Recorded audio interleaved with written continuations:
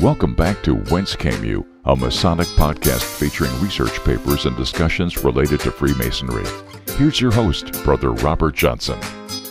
Okay, this is episode 257. Wow, lots of episodes. It just never ceases to amaze me how many we've gotten under our belt and how much education is still left to bring onto the show. Well, we've got a great show this week. I've got Frater O on the program who we'll be talking to, and it's a great conversation we had. We didn't necessarily stick to a single topic, so I hope you guys enjoy a general conversation spanning all facets of esoteric and masonry and just some day-to-day stuff. I hope you enjoy. It is our way of hoping that you feel like you're part of the conversation, because obviously you are. You are all listeners and producers of the program, and we really appreciate it. Before we go into the conversation, I did want to mention that we have approximately 63 lapel pins left. I know that seems like a lot. They go quick. We are rapidly approaching the time when we need to think about what we are going to do next as a fundraiser. It's all well and good when brothers donate because they just want to, but it's also nice to have something to give you as a thank you. So whether we continue the lapel pin idea with a new design, or perhaps we go with the same pin, we just do another printing, I think it would be interesting to do a new design, thereby increasing, I guess, the intrinsic value of having an original run pin. The initial run of these pins were 25 of them, then we did 300, and then with that 300 we did some tie bars which sold out, we did some money clips that sold out, we did cufflinks that sold out super quick. So we're looking at our next fundraising effort. So if you've got some ideas, let us know. I am working on getting my 3D printer, which I actually purchased a while back. I have a Tico, which is rapidly approaching the time that they will start shipping them. Once I get that in, we'll probably start producing sets of working tools, little miniature working tools, and those we will offer as well. But until we can do that and produce in-house, we are looking at some other options, and I will definitely keep you all informed of what those are as it comes forward. Look for a survey on our Facebook page to be able to vote and possibly do some write-ins. I would love to hear suggestions. So, enough about fundraising and supporting the show. Let's get into the program. So I hope you enjoy. We've got about an hour-long conversation. Here we go. All right, guys, we're back with Frater O. It's been a little bit. Welcome back to the show, bro. Oh, man. It's great to be back. Thanks again for having me on. Heck yeah. So what have you been up to? Yeah, well, just doing a lot of healing, man. It's been interesting. Like, during my injury recovery, there's such an esoteric aspect to it, which can sometimes be overlooked, and the importance of putting those designs on the trussel board and just healing and directing those trillions and trillions of cells exactly where it needs to go. So it's been a journey. How about yourself? What's new? What's going on? Dude, it's been nuts in the healthcare industry the last week or so. I've been so busy and it has been crazy, but I think we're on the tail end of it, which has been good. You know, the two big things in the world right now are medicine and telecommunications. Nobody wants to die, and everybody wants to talk to everybody else. So or play Pokemon Go. Or play Pokemon Go. That's right. Yeah, for sure. I'm sure our listeners have plenty of Pokemon Go stories already. But yeah, I got back on. You know, you go on these stints where you try to do the best you can with diet, exercise, and all this stuff. I finally got back on Vega. I bought Vega, some more Vega. That stuff is just the best. Plant-based proteins, all your servings of vegetables in one drink that doesn't taste bad. That's pretty good. Vega doesn't sponsor this show, but if there's a Vega rep listening, you could send me some and I'll keep talking about it. For the listeners that haven't heard you speak of Vega before, why don't you brief them on it? So Vega is basically, it's a good nutritional supplement, and you can use it as a meal replacement. What's great is it's high protein, low calorie, but it's also got all the fiber you need in it for one day. It has all the greens you need for the day and a ton of other stuff. If you get on it the first day, like you got to ease into it because it's so much vitamins. You could get sick if you just start taking a regular dose at the beginning. I think we might have had similar experiences. I know when I first went on it, the Vega 1 protein or the all-in optimizer, it's severe gas pains. I had to check myself into the hospital because I thought I was like having some sort of problem. But it's detox. Yeah, so I bought, they have a new one out. It's Vega Essential, and I just bought the chocolate one. I had the vanilla one before, and it was okay, but I love chocolate, so what are you going to do? Anyway, so back on that. So kind of trying to get my body and my mind back in alignment and try to stay focused. Like I said, this last week was super stressful. So I said, what I got to do is I got to take the stress out of myself and do the inner work the best way I can, which is take control of the things that I can take control of, being diet and making sure I was taking 10 to 20 minutes every day, sometimes twice a day, to decompress, do affirmation, do meditation. And anybody listening, if you guys think about affirmations, and sometimes we used to like kind of laugh, right? Because Senator Al Franken used to be Stuart Smalley on Saturday Night Live, and he would do these affirmations like, I'm good enough, I'm smart enough, and gosh darn it, people like me, right? But there's a science to affirmation, and literally in esoteric terms, affirmations aren't just affirmations. You are literally telling your body what to do. Like if you say out loud, my anxiety is gone, and then you address the stipulations too. Like you could maybe say something like, my anxiety is gone, the pain I used to feel is gone, and this, exactly what I'm saying right now, is what my body will listen to, and not the underlying anti-thoughts that, like, the thoughts you might have, like after you say something like that, immediately afterwards, sometimes your brain is, who are you kidding? This is not real. So if you direct your body to not listen to that, but to listen to what you're saying out loud, it can have a really positive impact. And whether you believe it or not, the positive affirmation works.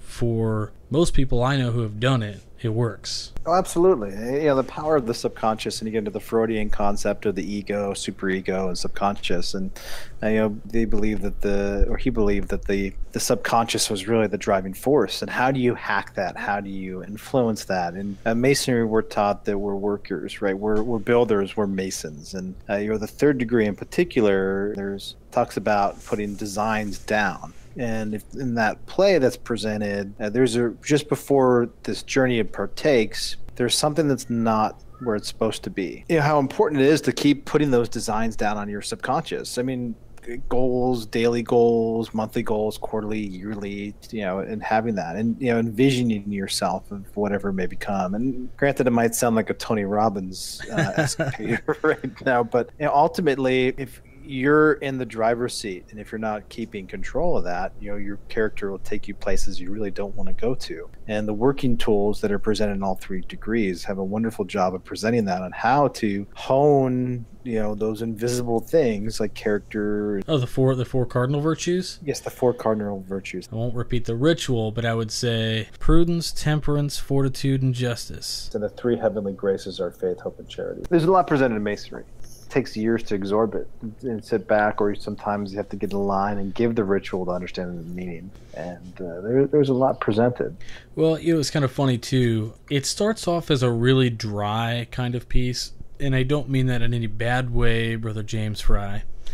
But James has a great, huge, long paper that we broke into series for the Midnight Freemasons called The Individuation of the Craft. And it's really this psychological breakdown of the craft through Jungian theory. That's Carl Jung. And the most recent piece that he's put up, or that we published, was number 5, I believe, really dives into the heart of exactly what could be going on during the degrees. And I think over the years, I've gone through several iterations of thought processes regarding the degrees and what's happening, what matters, what's real, what's not real. It's just this natural progression in how we think about this. When you first get your degrees, you're like, wow, this is crazy. This is a cool legend, but it's not a legend. It's true to you, right? I mean, because you just went through it. And then you research, okay, maybe it's not true, it's an allegory.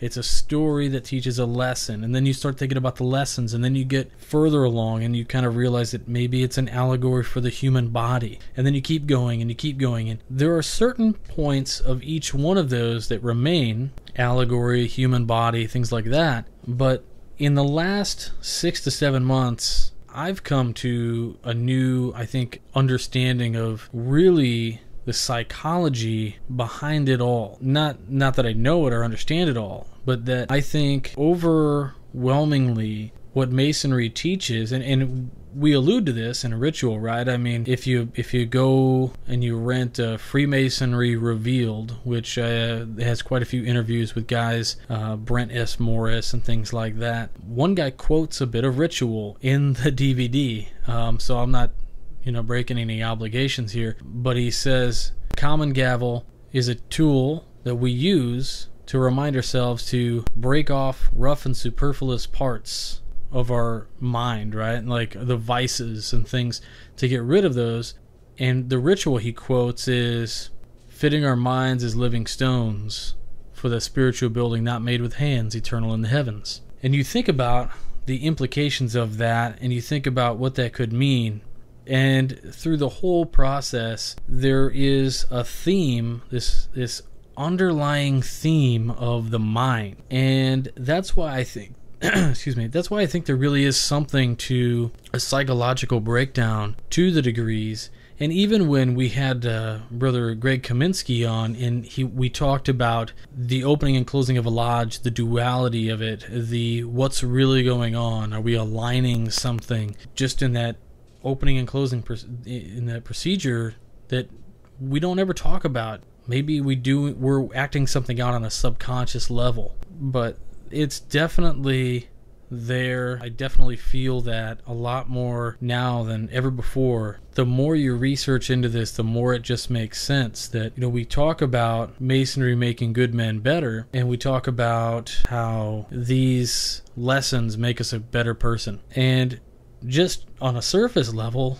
we think, yep, square, act cool, right? Be on the level. Don't act like you're better than anybody else. I mean, yeah, that's all well and good, but that is at a point such surface level stuff that if that's all you have grasped so far, that's okay, but there's so much more to that. I mean, that's really, it's like watching a David Lynch movie and saying, oh, that was cool, and not thinking about it, There's an underlying story. There are movies out there that are fantastic that have this surface level but a deeper meaning. A great example is the Matrix series. It's easier to grab some of the underlying meanings, and for that reason it's a great recommended movie if you're looking for an exercise and trying to look at the deeper meaning in something. But there are harder movies to find the deeper meanings. I mean, The Never-Ending Story, or Labyrinth, or Peter Pan even is another phenomenal one where there's a whole underlying psychological story. Alice in Wonderland, they made a creepy video game out of it,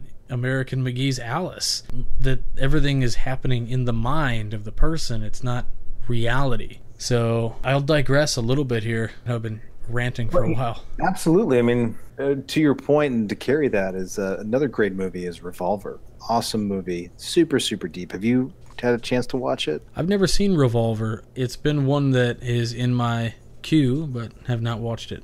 Highly recommend it to you and everyone who's listening. There's a lot of deeper aspects. And what you're touching on earlier was more or less consciousness that we kind of touched on. Like David Lynch, the film producer, said it best. If you have a golf ball size consciousness, you'll have a golf ball size understanding. And the more you grow, the more consciousness you have, the more understanding you'll have. And personally speaking, I like to look at consciousness, for an example, is at just like focus. And not focus as in the mind, but focus as in eyesight, but much more different, more applied to the mind. But when you look at the focus, like say, for an example, you're on your computer, right? And so think about putting your computer on a long path. And along that long path, there's obstacles. But you can sit and you can look in front of you. You can look at the keys. You can look at the screen. You can look past the screen.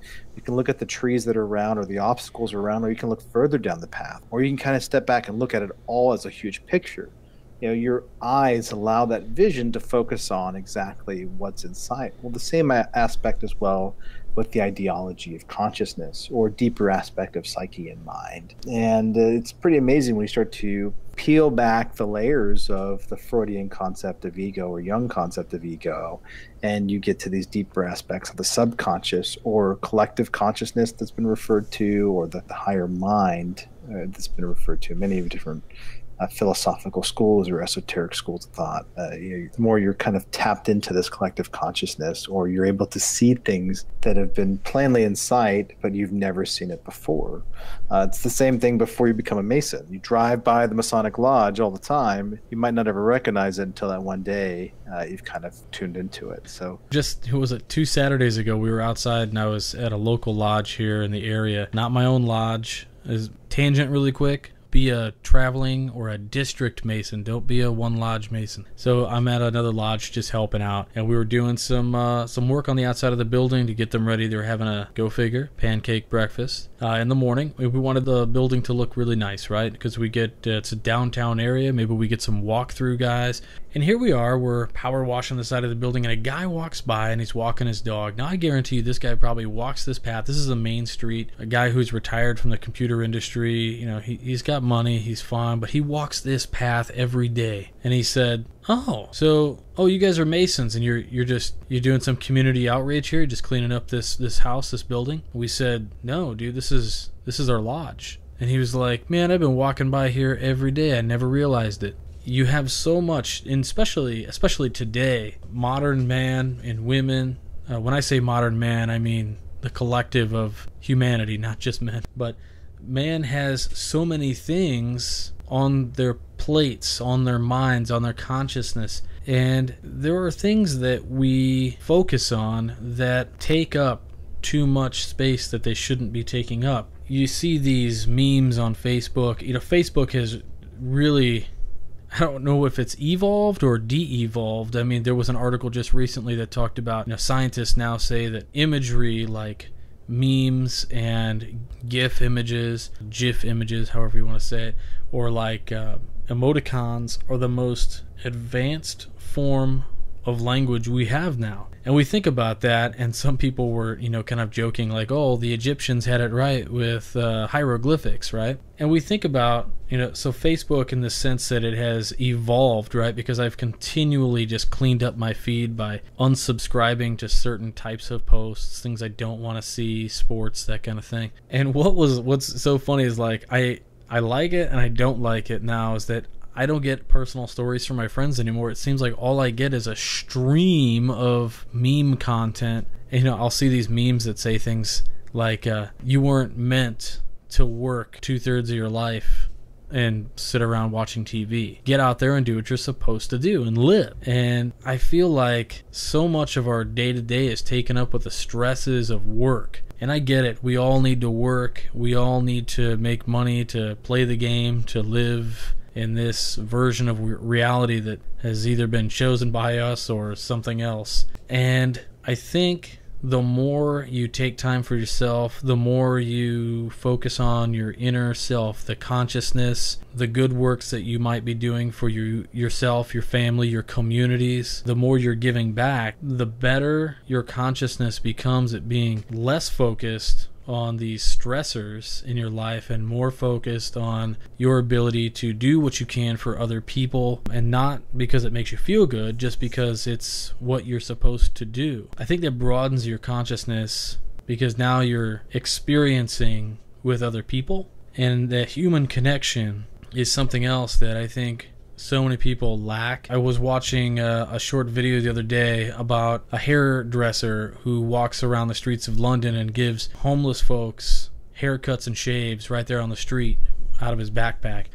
And he makes these guys look like they haven't been homeless. And he said he does it so that it gives them confidence to walk into stores or wherever they're going to go. But one of the things that he gets out of it, and what he's noticed that he really enjoys, is the human connection. This connection that he can have a genuine conversation with somebody and really be present. Frater, I know recently you sent me a video. Actually, we were discussing, it's Bill Murray. And Bill Murray is asked, what's the one thing that you need to do, that you want to do, or that you wish you could do? And Bill's answer was just so off the wall. I mean, Bill Murray's this comedian, right? I mean, anybody who's ever seen the guy knows that he's got a serious side and he's got a whatever side, but he said he wishes he could just be here, be really here right now, and always be here right now. And it was his best way of articulating what I would take to be that he wants to mentally be present and to mentally be aware and on the same kind of wavelength and connection with everybody he has an interaction with. And I think that's something else, like as we practice consciousness and what we do to make ourselves better people, is to help experience and to share experience and to be there with other people. It's a great clip, but to digress for 1 second. Sorry about those new listeners that aren't Masons, and you heard about the pancake breakfast, that's when the real deal Illuminati planning, world domination. It's a true story. True story. Pancakes. Back to Bill Murray. One of my favorite movies that he did was Groundhog Day. We were talking about deeper meanings, and first time I saw it a long time ago in the 90s, it was like, it's a funny movie. He's stuck in the same day. And then we watched it a few more times. It's the same aspect. After, personally, I started doing meditation and eating healthy and doing yoga. I watched it again, and I'm like, this is deep. It's not just a funny movie. Absolutely, it's not a funny movie anymore. It's like, man, this can be applied to my life. I'm with any obstacle in your life, it's going to keep repeating itself, right? So until you break that habit or you break that negative indentation of yourself, whatever that may be, you're still going to keep attracting it to you. So what's going on internally is a mere reflection externally. So vice versa. You're attracting these things to you. Well, maybe you're attracting that. Maybe there's something going on with your psyche. And this has been written about extensively, from the Emerald Tablet of Kabbalah, the Three Initiates book, to new present day stuff, The Secret. One in particular, a book is called The Master Key System, with the power of the mind. But digressing back to the movie, it's awesome. It's showing you he had to ultimately find himself, love himself, and then treat everyone the same way he loved himself, and unconditional love throughout the day, and not trying to be a prankster or be someone he's not, or be miserable, or play these archetypal figures the mind or the ego can find themselves into. Yeah, it is just one of these. You'll have to watch it. I mean, guys, if you're listening to this show and you have that movie, I mean, heck, it's probably on DVD for $5 at Walmart, and it's worth, so much more than that, and maybe the people who wrote the movie didn't quite understand. They just thought, they get that surface level. This guy's got to keep redoing the day until he gets it right. But we would understand that on that deeper level. I think that these are repetitive things that continually happen to us in our day-to-day. And we have to understand, have you ever had a friend who says, why does this stuff always happen to me? And that is such a perfect opportunity for you as a brother, as a friend, to say, let's get a cup of coffee. Let's go grab a juice, or let's go grab a water. Let's sit down. Let's talk about why this stuff always happens to you. And half of it is outlook. How somebody perceives a situation is always either an opportunity or it's a failure. And so many people don't see the opportunities in things that look like obvious failures, that they start thinking that all the time, and they attract that all the time. I have a kind of it's an amusing anecdote that I ran across just today. In fact, I was talking to one of my superiors at work, and I was backing up. I work with in the medical industry, and so I was backing up for somebody, and I was helping out, and we were having quite a bit of issues with some service issues with somebody out in the field. And this person in the field always has these problems. And I said, man, I mean, this has been just a nightmare dealing with all these issues. And my boss said, have you ever noticed that these problems always happen to the same folks? I mean, these fire drills, these situations in which the world has to stop because they need something, always happens to the same people. And I think in that instance, what could I tell that person? In this instance, it's, hey, you need to plan better. right? I mean, this is the root cause analysis of this person's main issue is you have to plan better, and then you won't be repetitive, or you won't get this same repeat performance day after day and week after week. You know, people say, well, that person's really successful, or that person does this all the time. Well, how much of their success is owed to other people in that aspect of having to pull that person through something all the time? It's like a daredevil who consistently fails but is praised because he's still alive. Well, he's still alive because medical professionals kept him alive. It's not because he was awesome. Ultimately, what you're talking about is cause and effect. Cause and effect, exactly. But to a point, you know, it's just as you said, how do we, in this movie, Bill wakes up day after day after day after day after day, and it's almost like he lives a little bit and he goes, all right, so far nothing bad's happened. Let's go a little farther, you know, and it's like, how many times do you think he went through that day? I wonder. There's some really good YouTube videos. If you just type in like psychology Groundhog Day movie, and you can find some really good interpretations by psychologists or philosophers. And they like to, most of the time, the videos I've seen, Eastern philosophical or religious schools of thought that are attached to it with, they get into the whole reincarnation aspect and how many times did it take the Buddha. And so they roughly estimate like around 300 times of 300 lives for him to get it right. You know, it only takes one time. You know, that's it. Or one day to get it completely right, supposedly. To ascend to these higher planes or become a godlike figure, or Buddha or Christ, supposedly, that's been proposed. So there's a lot of esoteric. Only 300 lifetimes. Don't worry, guys. We'll get there one day. And technically, I mean, if you want to go deep, I mean, if you subscribe to the ideology of superstring theory and string theory and parallel universes, technically, it's been proposed by many different systems, or if you kind of get, this is cool, like science, that there's all these universes happening at once, and it's all timelines that breaks off of other timelines. So every decision now that you make, supposedly there's another universe that splits off and creates an ulterior version of you based on that one decision, and supposedly it happens on and on and on, and it's infinity, supposedly, if you get into chaos theory or M theory. And supposedly, you know, there's all these lifetimes that are happening, all these experiences that are happening consistently over and over and over. It's proposed that past, present, and futures has already happened. You're just experiencing it through a human body linearly. Right. You're only seeing time as we see time in the human body, but apparently it's much more complex that's been proposed. And to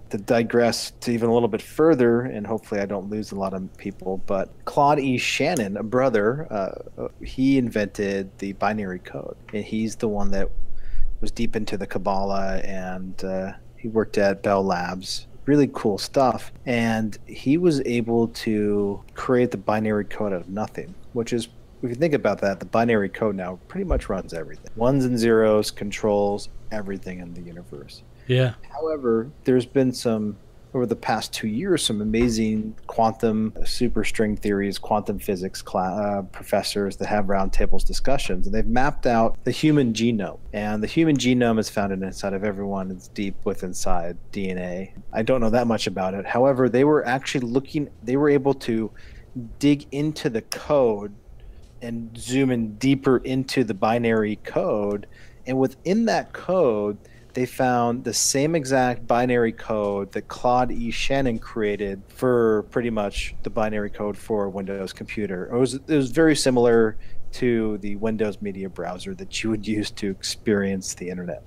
And this is found inside of you. So we talk about the grand architect of the universe and these kind of things. You know, what if the idea of the grand architect of the universe is the mind of the initiate? This whole idea that nothing exists without man's perception of its existence. The idea that we are the creator in and of itself. There's a book I've talked about a few times that if that idea sounds too sacrilegious for some folks, that's okay. I get it. There's a book that might help you grasp that subject maybe a little bit better, and it's probably a little bit more easing into that idea, and that's called God's Debris. But the title of the book is God's Debris, but it's God''S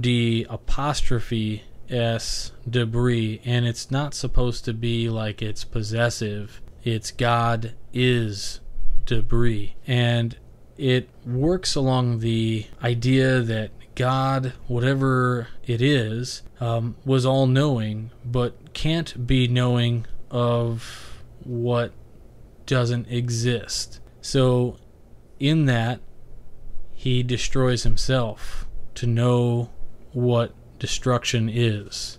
And in that destruction is possibly the Big Bang. And that all creation, all creatures are God experiencing himself coming back together. It's a really interesting book, and it doesn't plainly lay it out as I've just said. It lays it out in a very interesting fiction allegory, dealing with a package delivery driver and a old man. It's a pretty good book. I ran across it one day. Literally, I was at a Goodwill store, and I just saw it sitting there, and it just piqued my interest, and I grabbed it off the shelf. It was one of those, I guess, divine providence, you know. We get exactly what we need at the right time, even though we might not see, if we're going through hell or even heaven, we might not see it at the right time. But that's great that was exactly right there. And I'm sure lots of people passed by it before, and they didn't even see it. And right. It was meant for you.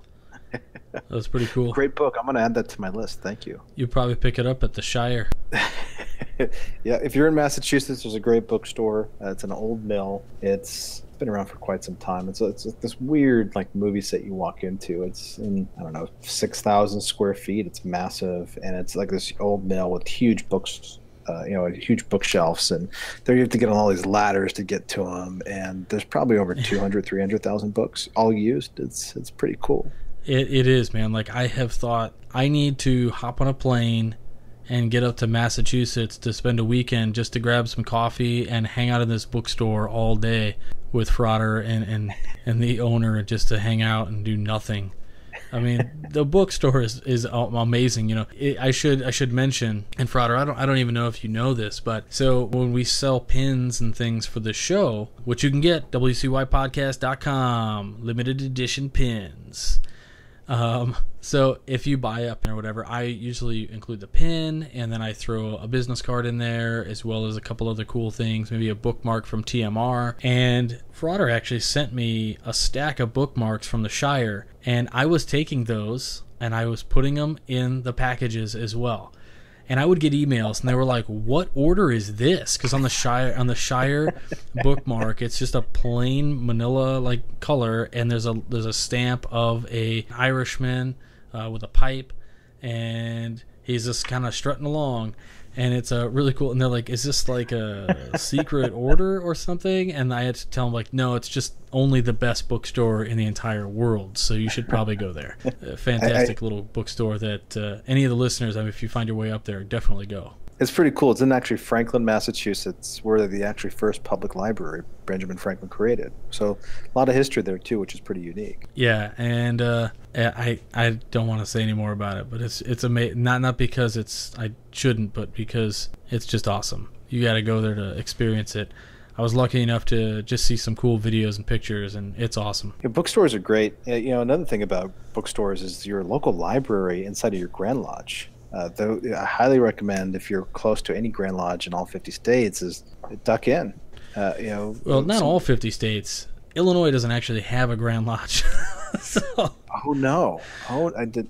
Yeah, so like back in the day, we lost our Grand Lodge after the Morgan affair, and after that we never really, the Grand Lodge functioned out of Chicago for a while until it moved to Springfield, Illinois, just an office building, and that's it. And every year our Grand Lodge convocation is held at the Prairie Hill Capitol Convention Center, which is awesome. It's like we basically get the Hilton. There's 2 Hilton hotels, and we rent it out or whatever. But back to the library, we really didn't have one. We did have a small Grand Lodge library that was like 20-30 miles away from Grand Lodge. But if I called, some guy would just be like, "Hello?" And I'd say, "Is this the library, the Grand Lodge of the state of Illinois?" "Oh, yeah, it is." "Well, what are your hours?" "Oh, we're not open, but if you let me know what time you want to stop by, I'll meet you there with the keys."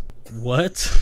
Oh, jeez. You know, so this library is gone. It was kind of, the books were donated to the local colleges, because mostly all they had were the same old things that lodges usually have, which is, 100 different copies of Morals and Dogma and 100 copies of the Encyclopedia of Masonry with Albert Mackey. We're probably going to go to a website model, I'm hoping, where like Grand Lodge of Research for California has a really good Lodge of Research website with all the texts there. But yeah, I would love to visit a Grand Lodge library. That was awesome. House of the Temple is pretty fantastic. They're pretty rad. Well, if you do make your way up to Boston, or if you're in the Boston area, there's a great library in downtown Boston in our Grand Lodge. It's unfortunately only open 3 days a week, Monday, Wednesdays, and Fridays. That's run by our Grand Historian here, Walter Hunt, a very, very knowledgeable brother. Also runs Masonic genealogy.com as well. And then, just outside of the city, we have the Northern Masonic jurisdiction of the Scottish Rites headquarters at the Lexington. They have a Lexington Heritage Museum. And in that museum, there's also a library. And there's a really cool library. Unfortunately, a lot of the books you can't check out. They're so rare and precious. You can check them out there and look at them, but you cannot take them home. But it goes down 3 stories, and there's a bunker underneath there. And inside the bunker, there's all kinds of amazing, rare works of locks of George Washington's hair, original journals from Albert Pike. Wow. Original works of Manly P. Hall. Really, really cool stuff. And Brother Jeff, no, he's not a brother. Librarian Jeffrey is a gem. He's a very knowledgeable Mason, and he's, most libraries or librarians, if you have them, are more than willing to help out any brother on any endeavor, regardless if it's philosophical or non-philosophical, or even research of your lodge or family members. They're there to help. That's what their job is, and they'll be more than willing to happy to help you. So feel free to reach out to them. So right here was a good time in the middle of the conversation to kind of break in, and we'll take a little bit of a break here. Just very quickly, we're going to go into this week's Masonic Minute with illustrious Brother Stephen L. Harrison. And right after, we'll go right back into the awesome conversation we were having with Frater O. The sum of the squares of the sides of a right triangle equals the square of the hypotenuse. A squared plus B squared equals C squared. Sounds simple, doesn't it? Someone just looking at a diagram of the problem can pretty much assume it's true. A no-brainer, as they say. So prove it. Easier said than done, isn't it? That problem confounded scholars for ages, until Pythagoras became, allegedly, the first to prove it. Today, it still confounds high school geometry students everywhere. Imagine then how happy Pythagoras must have been when he finally solved the problem known today as the Pythagorean theorem, or the 47th problem of Euclid. Anderson's Constitutions gives this account. The greater Pythagoras provided the author of the 47th proposition of Euclid, first book, which, if duly observed, is the foundation of all Masonry, sacred, civil, and military. And in the 3rd degree lecture, this wise philosopher, Pythagoras, enriched his mind abundantly in a general knowledge of things, and more especially in geometry or masonry. On this subject, he drew out many problems and theorems, and among the most distinguished, he erected this, when, in the joy of his heart, he exclaimed Eureka, in the Greek language signifying, I have found it, and upon the discovery of which he is said to have sacrificed a hecatomb. It teaches Masons to be general lovers of the arts and sciences. Let's leave the actual proof to the geometricians while concentrating on another problem. He sacrificed a What the heck is a hecatomb? It's not a word you hear in everyday conversation, and in fact, I had never heard it before I witnessed a third-degree lecture. In context, I assumed it to be some kind of animal. After all, Pythagoras sacrificed it. Maybe, I thought, it's a mammal, now extinct, perhaps something resembling a wild boar, only the size of a rhinoceros. Yeah, that's it, a wild hecatomb. Not even close. Animal sacrifice to the gods was a common practice in ancient Greece. On occasion, the ceremony took on much more auspicious meaning to the point it required a major statement. In these cases, the Greeks sacrificed as many as 100 animals, usually cattle, and generally followed that with a feast. The sacrifice and feast was a hecatomb. Its history is somewhat elusive, and there remain only a few documented instances of such ceremonies. Homer's Iliad describes one in detail. Sandrine Huber, professor of classical archaeology at the University of Lorraine in France, said, "The landscape of the Greek hecatombs is a religious and civic landscape. In some cases of pan-Hellenic importance, it involves numerous and simultaneous sacrificial animals. It is a soundscape, an olfactive landscape, and finally, a gustative landscape. In other words, it's noisy and smelly, but can result in one should I say hecatomb, of a big barbecue." Proving the theorem that today bears his name was a big deal to Pythagoras, and so was his reaction to it. He sacrificed a hecatomb. For the Whence Came You podcast, this is Steve Harrison with the Masonic Minute. This is Whence Came You, a Masonic podcast. Just going through and being at some of these larger institutions that have these large libraries. I went down to the Valley of St. Louis, Scottish Rite building. They had a tremendous library that I thought was the library, right? Because it looked like one. And no, that was just a book storehouse. They're rebuilding their library, and I walked into the library, and literally you walk in, and there's a person sitting at a desk right in the middle of the doorway, almost like you walk in 5 feet forward, right in the middle of the room is the library, and they're like, oh, yep, and the library is all the way around them, and they had all kinds of things on tables that they were still archiving, that they were working on. It was just amazing, and the artifacts and stuff, it's like these libraries are more like library/museums, as you said. I mean, they have so many trinkets and odds and ends that, I mean, you could spend an hour or 2 hours in there, and you'll find just really cool texts, books that were published that were deemed okay before a certain date, and then they maybe made those organizations clandestine, and now you can't join, but you can still read their book if you can find it. And yeah, just insane. There's so many great libraries, and so maybe you can't buy some of the books we're talking about or find them. They can be rare, or if you want an original, most of the time most libraries will have them, which is pretty cool. Like you even talked about the clandestine orders, you can always find a lot of that material in there too. They're before the time they were ex-nade. Yeah, like books on Swedenborgian Rite. I mean, that's a great book.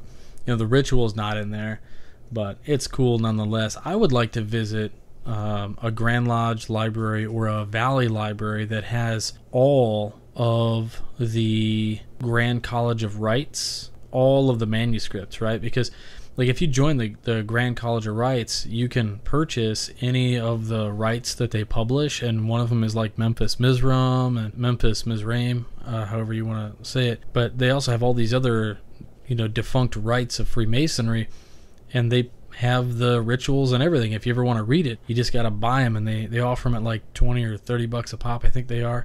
And but some of them are out of print, so you can't order them. So I almost wonder, like, what do you go through to get those? I would find it fascinating, like if you could take a 2-month vacation and just check in, stay at a lodge or like one of these valleys, that has rooms like Valley of St. Louis, and just wake up every day, eat breakfast, go into the library and research, and just give me 90 days. Give me 90 days of just doing that. It would be so amazing.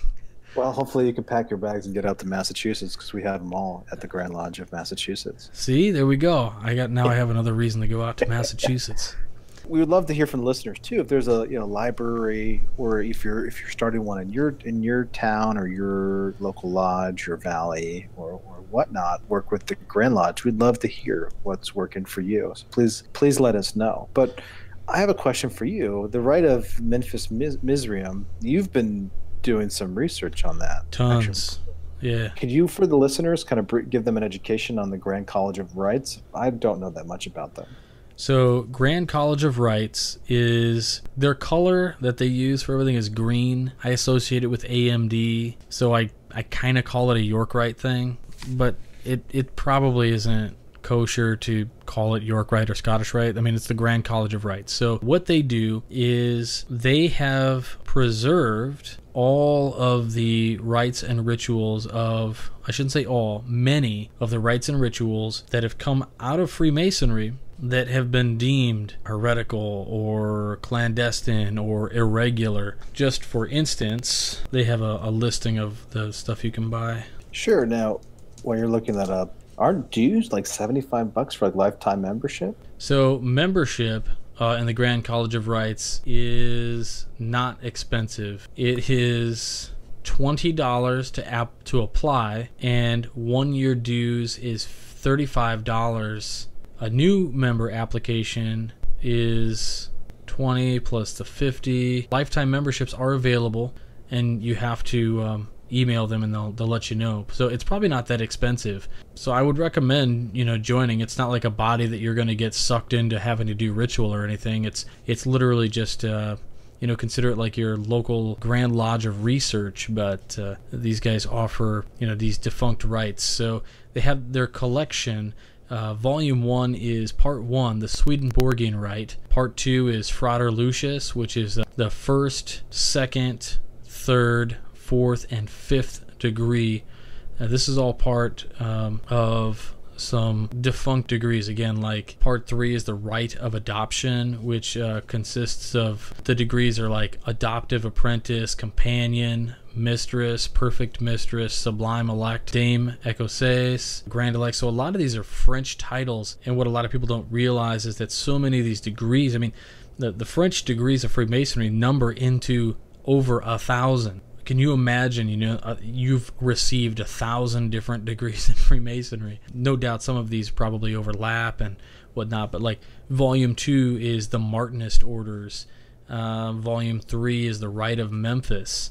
Volume 4 is the Consecrated something host. I can't pronounce the word. Then Volume 5 is something that came out in 1952, talking about Expert Master, Knight of Constantine. Volume 6, the Rite of Mizraim. So these two together, Memphis and Mizraim, they kind of go together just because they were blended together later in the early 20th century, right here in Chicago, Illinois. And Volume 7 is even more degrees. Volume 8, the Lodge of Nine Muses. Volume 9 is the Pantheisticon, which looks like it deals with rituals of the Golden Circle, Knights of Fidelity. But they've got so many. There's 23 volumes. I mean, the most recent one is the Melicino System of Freemasonry, which came out in 2014, which is text which has been translated by Art de Hoyos. So Art's done a lot of work here, just like he does on everything. Yeah, it's pretty cool. They've got tons and tons of stuff. I mean, if you're not going to be able to go through these degrees, maybe the second best thing is to read them. And it's open to any Blue Lodge Mason too. I mean, you don't have to be part of York or Scottish or Shriners or any Correct. of the orders. You can just go on their website, Google Grand College of Rites, and then there's the membership page right there you can sign up for. Yeah, and like I said, it's pretty cool. Greg Knott actually did a great piece on the Midnight Freemasons a little while back, too, which gives you his 2 cents on it, which is a lot better than my 2 cents. So definitely check it out. I'll link it in the show notes. Now, you mentioned the Rite of Memphis. We've had some discussions in the past, and I know we've compiled some research. You've been really digging pretty deep on that. Do you want to get into it now, or would you like to table that and get into it in another episode? We can talk about it in another episode, but I mean, briefly, Memphis Mizram is a really kind of a neat system of Freemasonry. A lot of people think that it's kind of hokey, or maybe it was, totally clandestine and all this stuff. Well, if you really dig into your Grand Lodge proceedings, and you have the actual all the proceedings of the Grand Lodge of Memphis Mizram, which started in the Valley of Chicago Scottish Rite building, actually, over the course of just a few years went nationwide, and they caught the attention of some brothers up in Massachusetts, some Grand Lodgers up there, and then they started sending out these correspondences, from what I understand, to many of the Grand Lodges in the area. And it wasn't until, I want to say, 1872 or 73 when the Grand Lodge of Illinois decided to do something about this quote-unquote spurious order of Freemasonry. They had about, I want to say, 96 degrees in Memphis Mizram. 6 of those degrees are administrative degrees only, so you couldn't get them unless you served the office. The Grand Master served lifetime term, and the brethren would go first degree through like the 90th degree, all of which were pretty cool. They were broken into sections, much like the modern day Scottish Rite in either jurisdiction, and they really got in their hot water because they, according to their documents, they had the power to make regular Masons. Now, this is something that every Masonic order today denies, as far as we don't make Master Masons.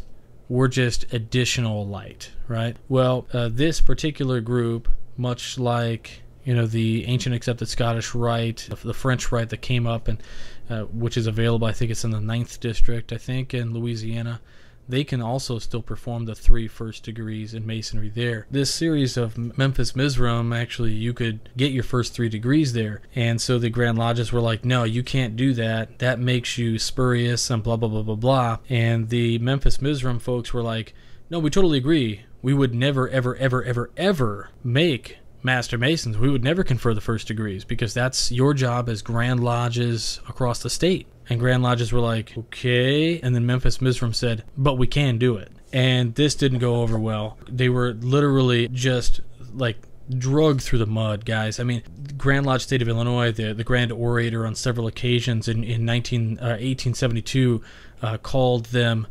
carpetbaggers, which is a strong term back then.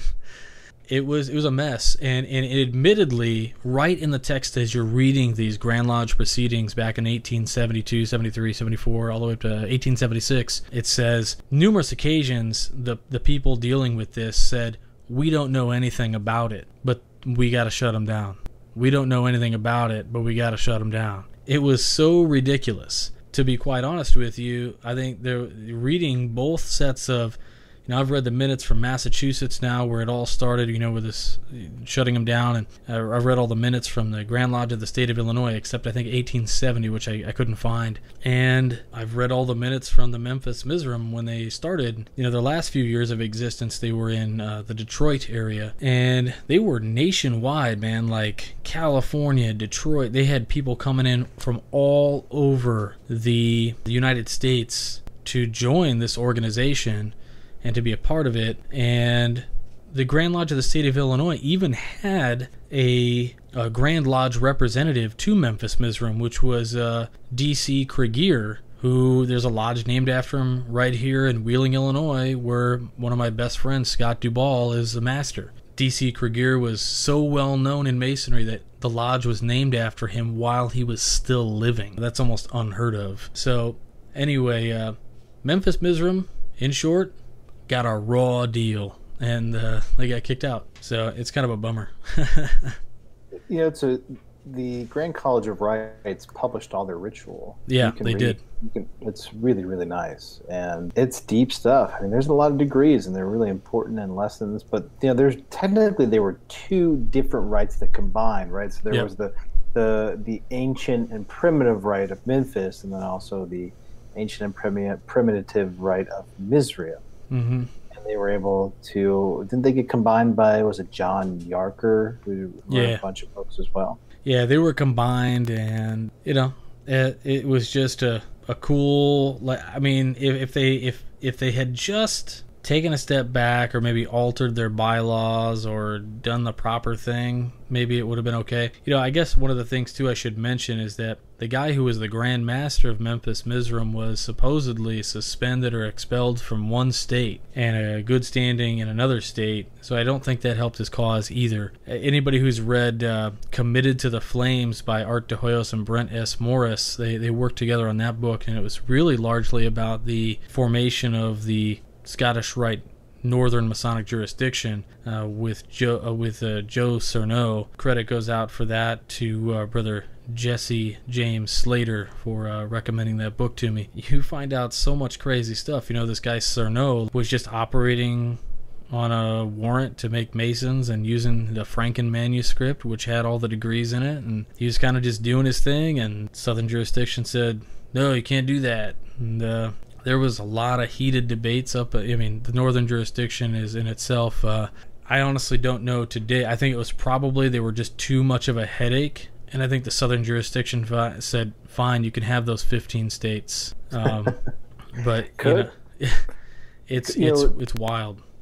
But great book. Or Memphis, supposedly it's still really active in Europe and as well as South America. Yeah, there's traces all the way down in Brazil, all across the world, really. I mean, the organization that was in Chicago actually claimed, it was really kind of audacious. The full name of it was something along the lines of the Ancient and Primitive Rite of Memphis Mizraim and then it was kind of weird. It was like of the United States on the continent of North America, and then it was of the world. So they kind of claimed world dominance as the one council worldwide that would manage Memphis Mizraim. And obviously, these side splinter off groups, kind of did their thing and formed these different lodges. But yeah, down in South America, I think there's a lot of the tenets, maybe a lot of the lessons, and a little bit of the flavor probably moved in there. Grateful for the lesson, I'm sure myself and a lot of listeners. Thoroughly RJ's ranting about Memphis Mizraim again. Oh, he's a clandy. He's a clandy, man. Well, thanks again for having me on. If you haven't already, we have some really nice... Just lapel pins. Okay, we just have lapel pins left. Yeah. And they support the show. We really appreciate it. And it looks cool. And you can, look really spiffy at Lodge, and everyone can check out your new pin. That's right, because, there's only 320 of them ever made. Ooh. So that could be, we've got our 320 degrees in Masonry, or maybe it's like we're a 320th degree. You're instantaneously a 320th degree WCY producer when you get a pin.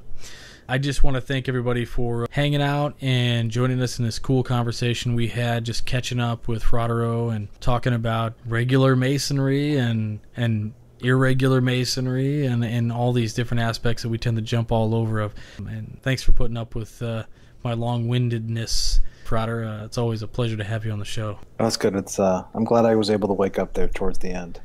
I'm only joking. Thank you for the education. Yeah, thank you as always. And anybody listening, you can email Frater O at the email link in the show notes. And as always, please check it out on Facebook. Frater O is on Facebook. Like the page and get some updates. And again, everything else will be in the show notes. We'll link up a few of the books we talked about, Grand College of Rites, Memphis Mizraim, consciousness studies, and all the manner of things we went all over the place for. So thanks again, everybody, and we'll talk to you all next week. All right, so I hope you guys enjoyed the program this week. We had a great conversation, as I'm sure you heard and listened to, whether you listened to it in real time or 2 times fast, how Brother Nick Johnson likes to listen to his podcasts, I believe at 1.5 times their normal speed. In any case, again, please consider supporting the show. We do have lapel pins still available for a short period of time. I imagine those will probably be gone within the next 5 months. I know it seems like a long time, but as we all know, time is fading fast. So please help us out there. If you would like, you can do some shopping on any of the outlets that we have listed on the Support the Show tab on our website, www.wcypodcast.com. Remember to use the promo code WCY where applicable, and on buybankersbest.com, please use the promo code BBWCY357 at checkout, and you'll get 20% off your purchase, which is pretty awesome. So get yourself some gentlemanly supplies, and if you're so inclined,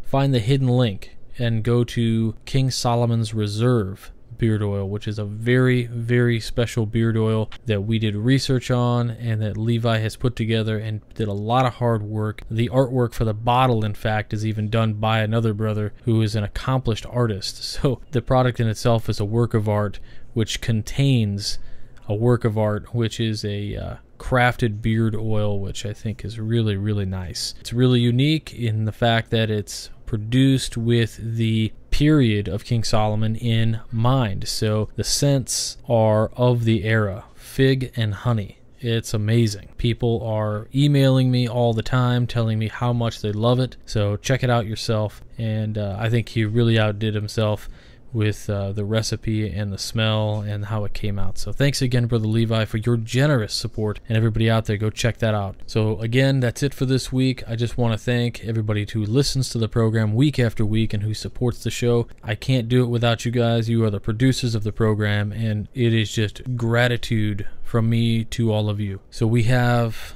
some great things coming up on the Midnight Freemasons. I've got the next 2 weeks in pieces are just incredible. Really nice, poignant, funny sometimes. Just good stuff is coming and will continue to come. Check out the Masonic Roundtable if you like Masonic podcasts. We go live every Tuesday night at 10/9 Central. We've got some good topics coming up there as well. And, of course, I'd be remiss if I did not mention the fact that just around the corner is Grand Lodge Sessions for the Grand Lodge of the state of Illinois. So if you're a brother in the state of Illinois and you see me down there, come say hello. I'll give you a lapel pin. We can hang out maybe if we're not too busy. I am going to be a little bit busy. I'm getting installed in some offices that I have to take care of. And other than that, we're going to be out hanging around, walking the town, doing the whole Grand Lodge thing down there. So if you've been to Grand Lodge Sessions, you know what I'm talking about. And I look forward to seeing all the Illinois brothers down there. And if you're out of state, cool too. If you're a vendor who's coming to Grand Lodge, Illinois, bring some cool swag because I love shopping. Anyway, we'll talk to you guys all next week. Until then, stay on the level. For Whence Came You, I'm Robert Johnson.